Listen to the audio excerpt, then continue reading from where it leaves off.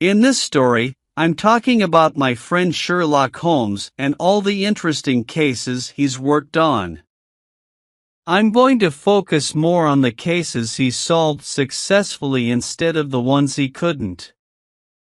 It's not just about his reputation, but because when he made mistakes, no one else could figure things out, and the mysteries stayed unsolved.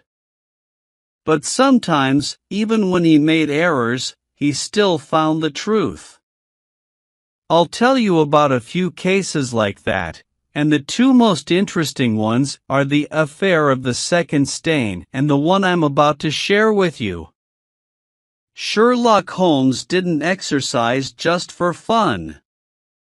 He was a really strong guy and a great boxer, but he thought doing physical activities without a purpose was a waste of time. He only got active when he had a professional reason. When he was on a case, he worked tirelessly. It's surprising that he kept himself fit under those conditions. But he usually ate very little and lived a simple life. One spring day, he decided to take a walk with me in the park. We strolled around quietly, like two friends who know each other really well. We got back to our place on Baker Street around 5 in the evening. Our page boy opened the door and said, "Sorry, sir, but a man was looking for you." Holmes looked at me with a little annoyance and said, "Well, that's the end of our afternoon walk. Is the man still here?" The boy replied, "No, sir, he left." Holmes asked, "Did you invite him in?" "Yes, sir, I did." "How long did he wait?" "Half an hour, sir." He was quite impatient, walking around and tapping his foot. I could hear him from outside. Finally, he went into the hallway and said, "Is that man ever going to show up?" Those were his exact words, sir. "You'll have to wait a little longer," I told him. "I can't wait inside, I feel suffocated," he said. "I'll come back later." And with that, he left, and I couldn't stop him.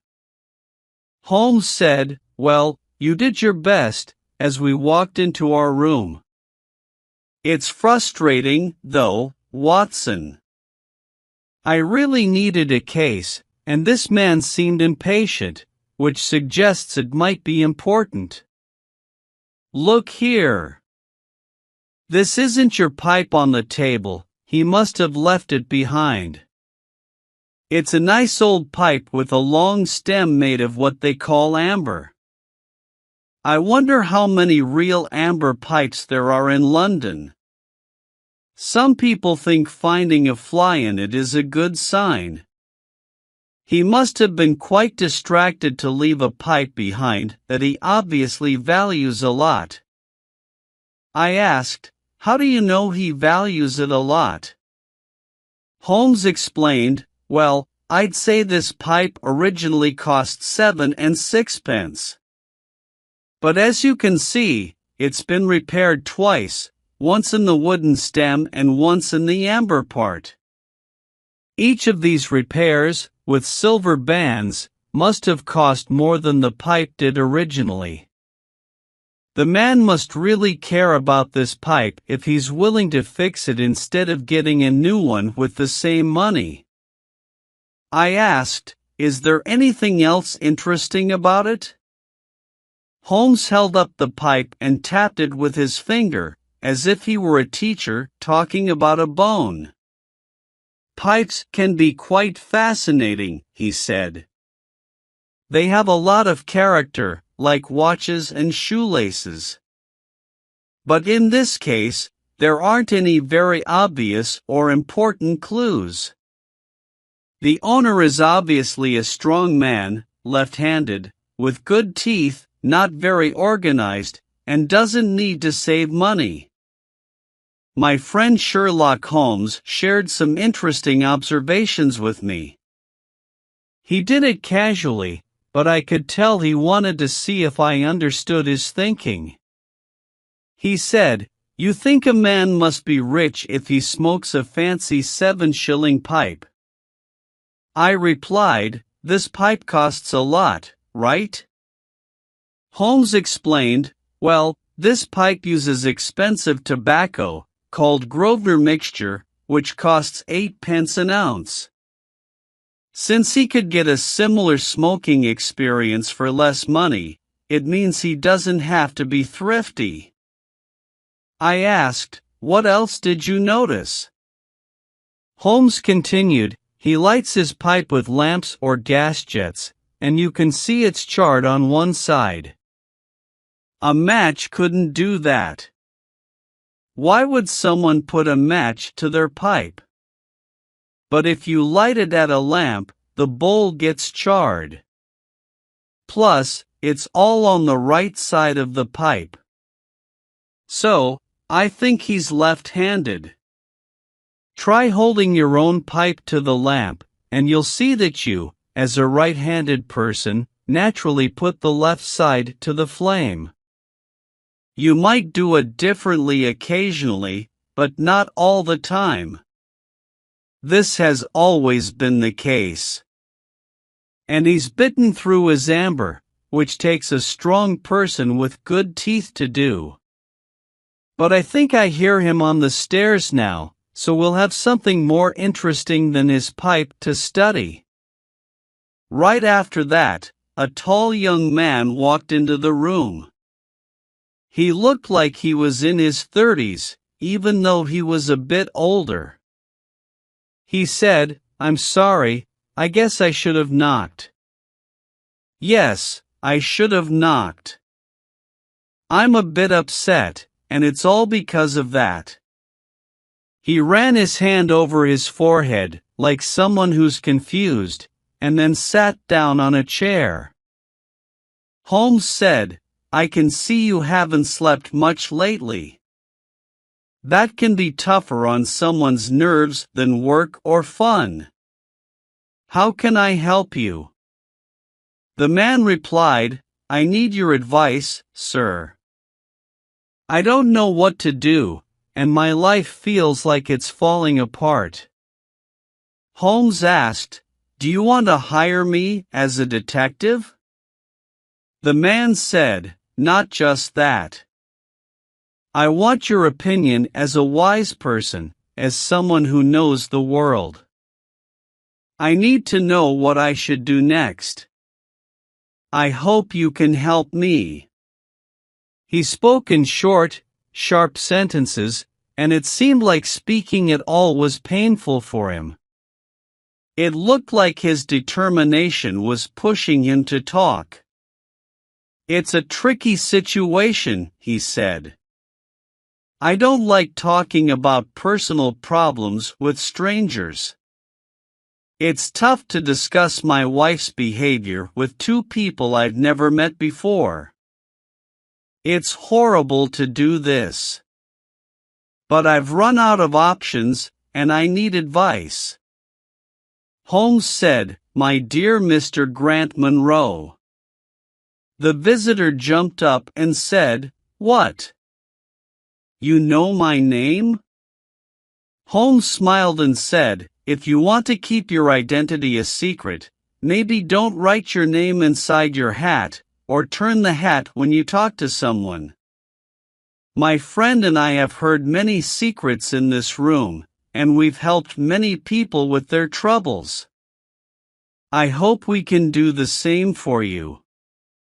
Can you please tell us the details of your case quickly, as time might be important?"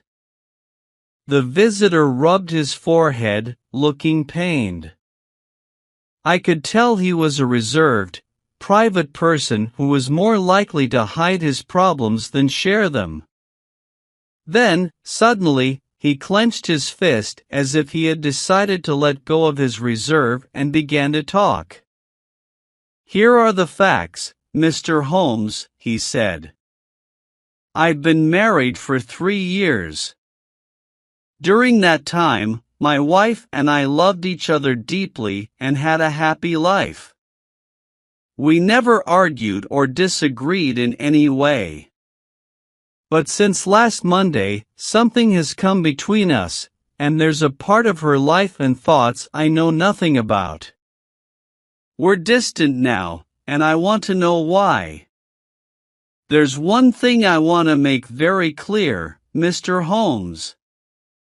Effie loves me. There's no doubt about that. She loves me completely, and even more now. I feel it, and I don't want to argue about that. It's easy for a man to tell when a woman loves him. But there's this secret between us, and we can't be the same until it's revealed. Holmes said, a bit impatiently, "Please, Mr. Monroe, tell me what you know about Effie's past." The man said, "I'll tell you about Effie. When I first met her, she was a young widow, only 25. She had gone to America when she was young and lived in Atlanta. She married a lawyer named Hebron there, and they had a child. Unfortunately, there was a terrible outbreak of yellow fever, and both her husband and child died from it. I've seen the death certificate.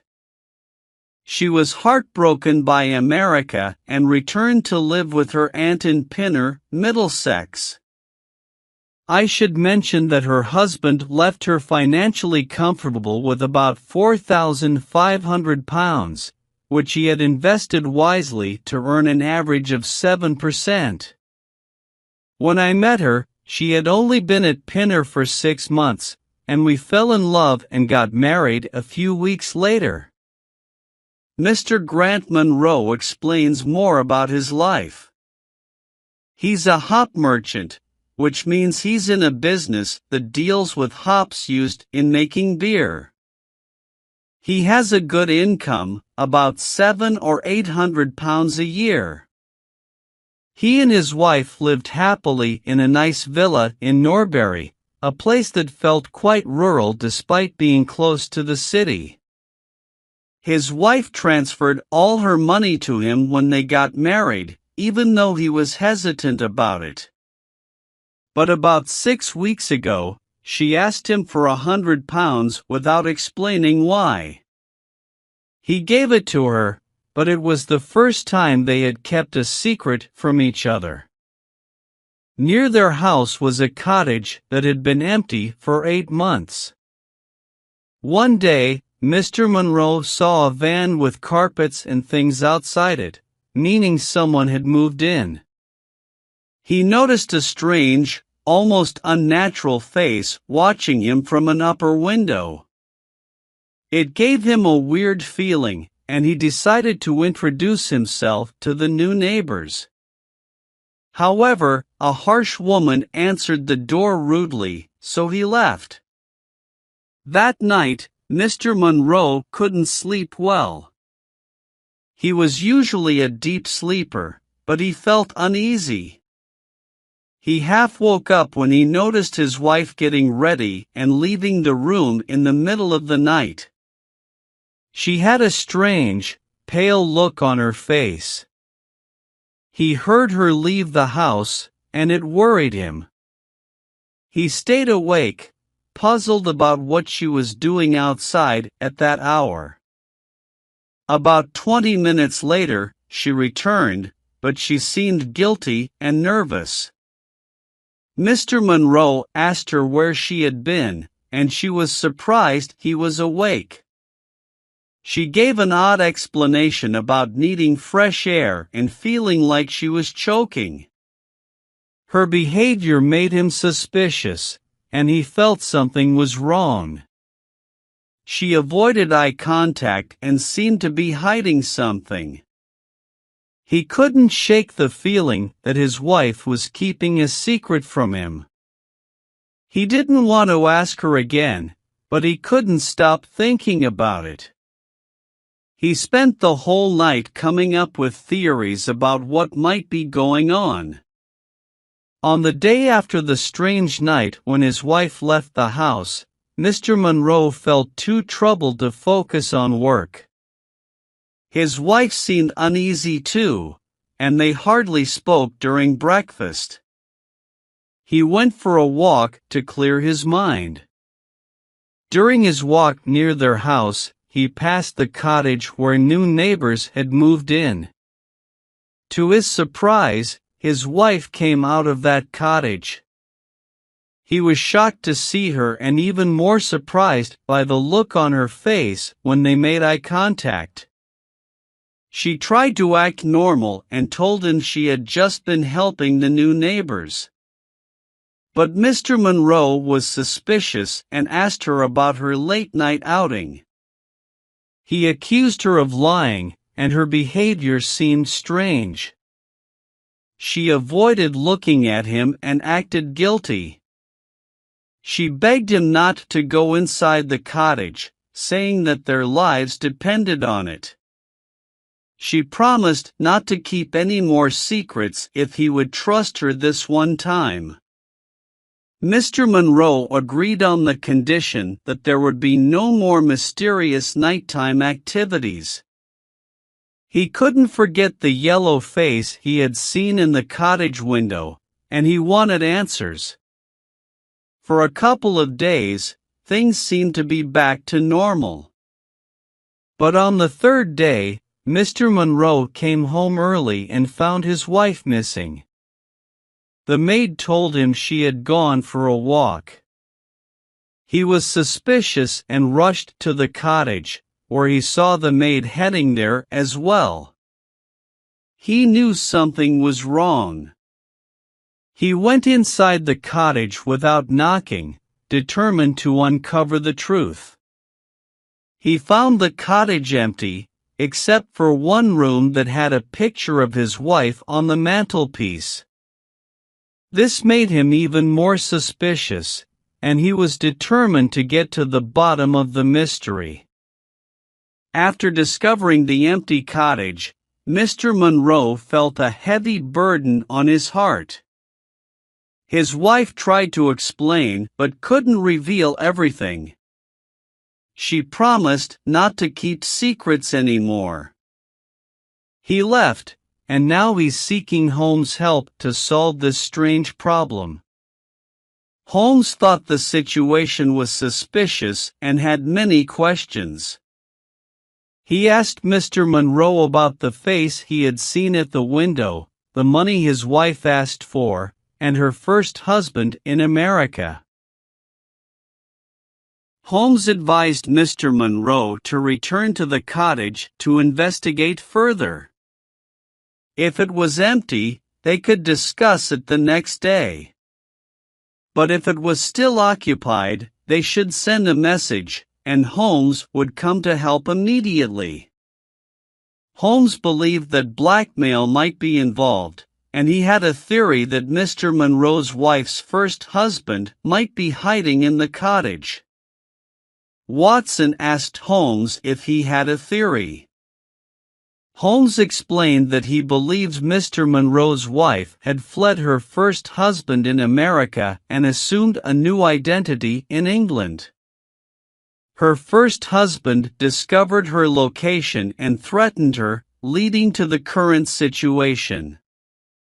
Holmes expected that when they revisited the cottage, it might not be empty, and they could uncover the truth. "It's just a guess," Holmes said. "But it fits all the facts. If we get new facts that don't fit, we can change our guess. Right now, all we can do is wait for our friend in Norbury." We didn't have to wait long. The message arrived just after we finished our tea. It said, "The cottage is still occupied. I saw the face at the window again. I'll meet you at the 7 o'clock train, and we won't do anything until you arrive." Our friend was waiting for us at the platform, and we could see that he was very pale and nervous under the station's lights. "They're still there, Mr. Holmes," he said, gripping my friend's arm. "I saw lights in the cottage as I came down.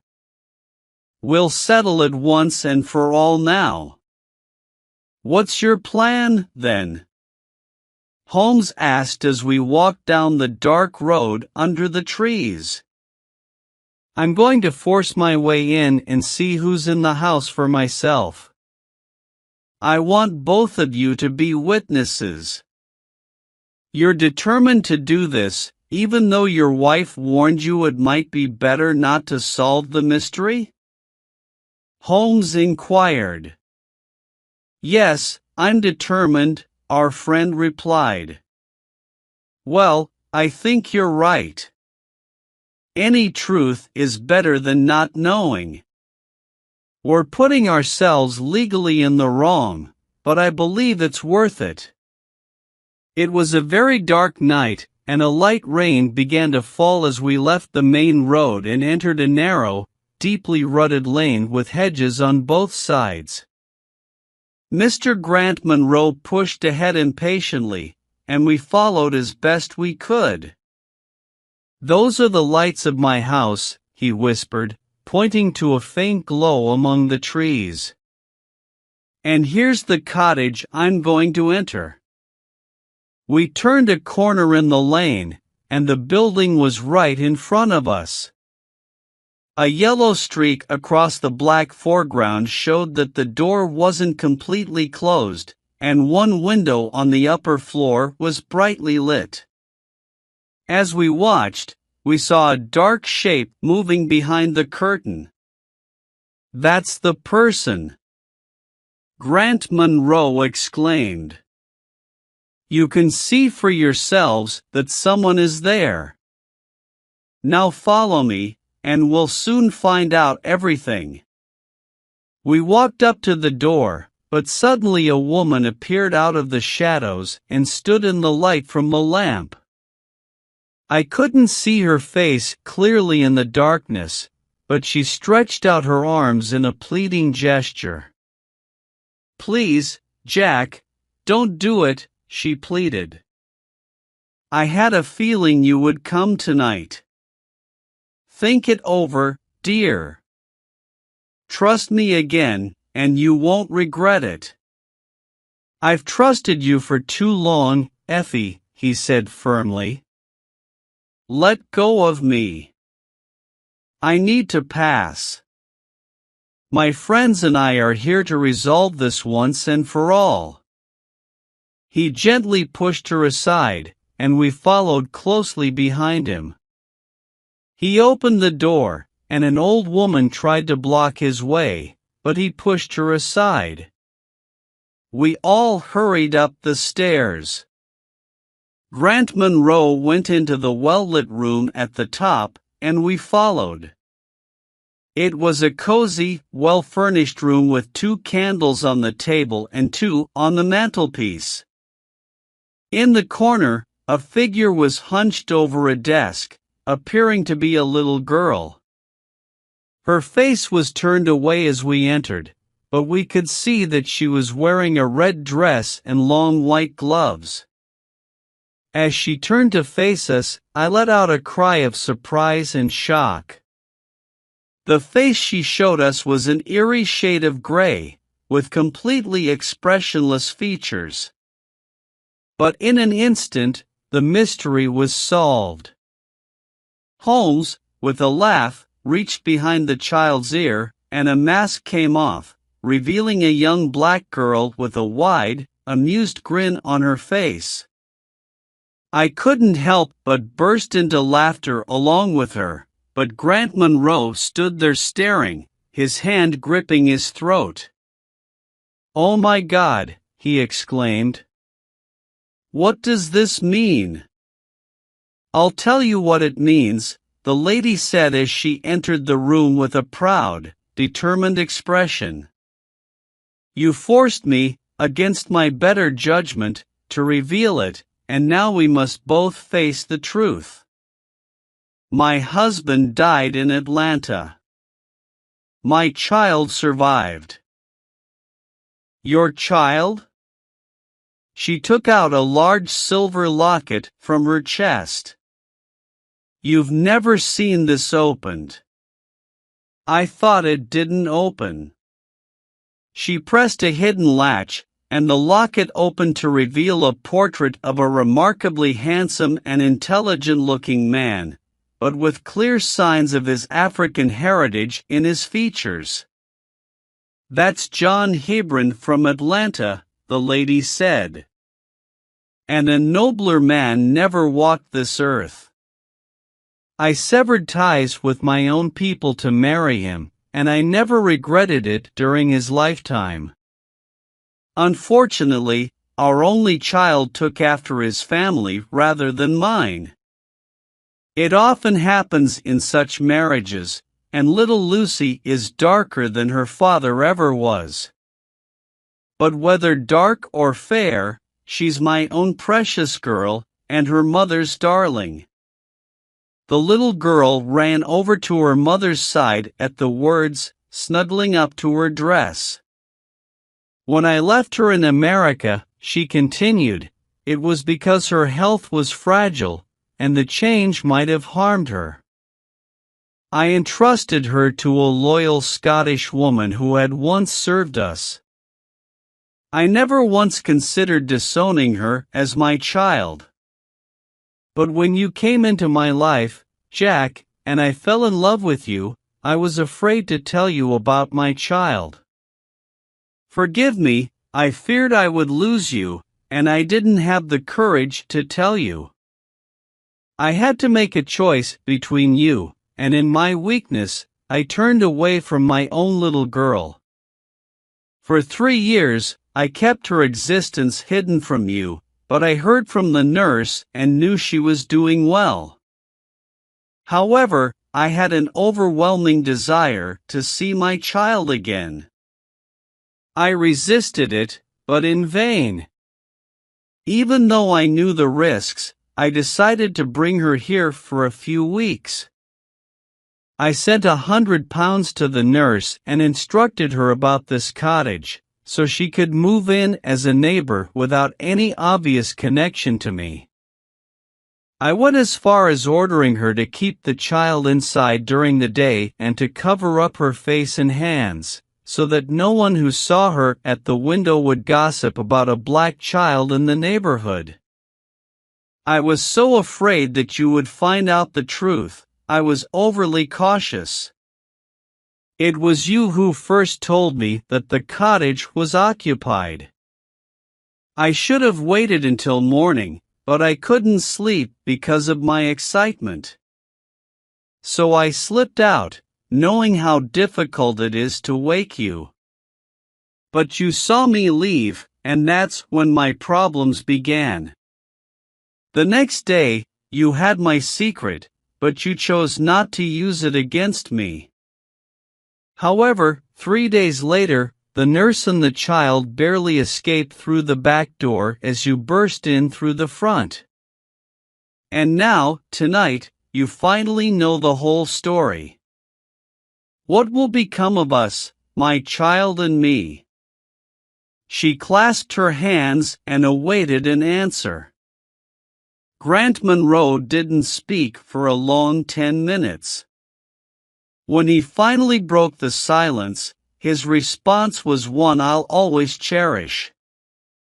He lifted the little girl, kissed her, and then, still carrying her, extended his other hand to his wife as they headed toward the door. "We can discuss it more comfortably at home," he said. "I may not be a perfect man, Effie, but I believe I'm better than you've given me credit for." Holmes and I followed them down the lane, and as we emerged, Holmes tugged at my sleeve. "I think," he said, "we'll be more useful in London than in Norbury." He didn't mention the case again until late that night, when he was about to go to his bedroom with a lit candle. "Watson," he said, If you ever think I'm becoming too confident in my abilities or not putting enough effort into a case, just whisper Norbury in my ear. I'll greatly appreciate it.